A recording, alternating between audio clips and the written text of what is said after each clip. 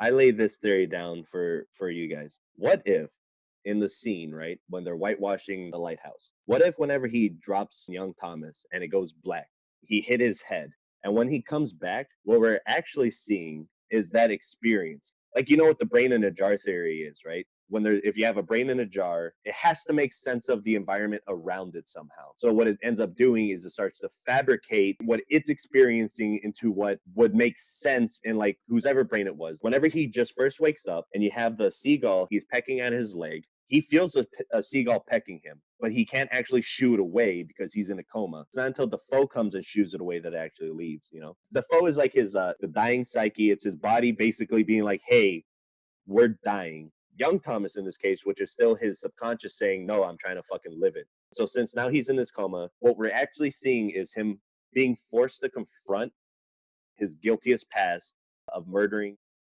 the real Euphraim. He becomes more broken and psychotic. He's not really drinking alcohol or like indulging himself. What it is it's his body becoming so dehydrated. So in his subconscious, he's drinking because he wants it so much. So he's just guzzling it down. That's why you have it where like a rain is coming down really hard because he just wants that water. Fucking, you have old Thomas over here who was taking care of him at first. So that's why everything was okay. The storm hadn't hit yet. It wasn't until old Thomas's guilt in reality got to him.